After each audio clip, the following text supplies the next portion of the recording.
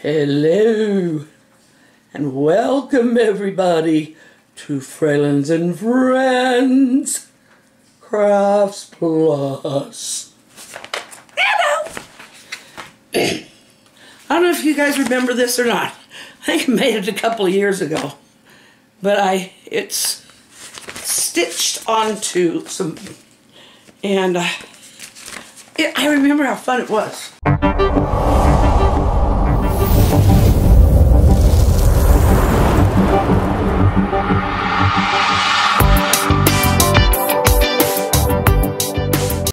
I've pretty much finished all of the things I can paint from this part of the journey, because there's a lot that still happens, but the scenes are a little bit big for me to be able to paint them.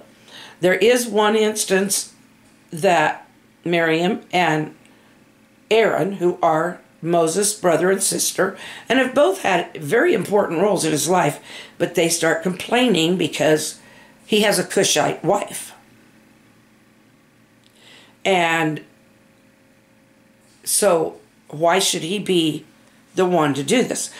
And God reminded them in no uncertain terms that Moses is the most humble person, and that they should. And so his punishment for Miriam was that she would, well, I'm trying to think but she ends up with leprous skin. Oh, and I can't remember what he did with Aaron, but Moses pleaded with him not to leave her that way. So he put her outside the camp, and she had to suffer with this for 7 days on her own. And so after the 7 days, then they're back on. They get to where they can see Canaan. And they pick 12, one from each tribe, fairly young men. Joshua and Caleb were two of them, and they sent them down to check it out. To check out and see what what it was going to be like to get in there and take their land back. And remember, Esau's been there.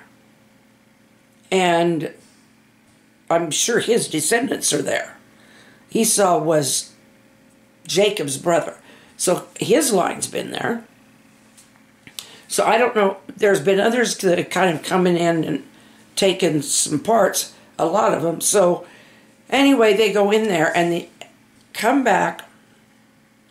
And anyway, Joshua and Caleb, they brought back some of the figs and the dates and all of that, and said it is definitely a land of milk and honey. Now, milk and honey doesn't have to mean milk and honey. What it can mean is fruit. It was a way of describing the lushness of the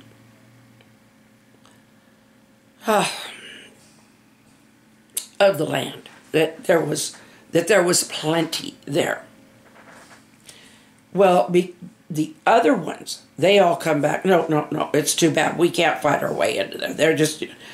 So Joshua and Caleb were allowed to stay in the promised land. Now, their story is going to take off on another jaunt. I'm not going to... But the rest of them,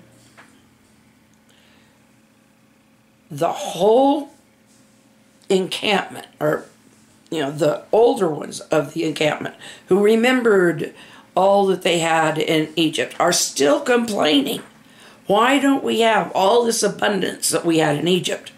Abundance? Yes, they had food, they had all of this stuff, but they were slaves, and they were at the mercy of whichever Pharaoh wanted to kill their babies. So God sent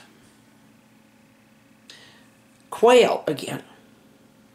But this time he set so much that they had to wade through all the quail in order to pick it up.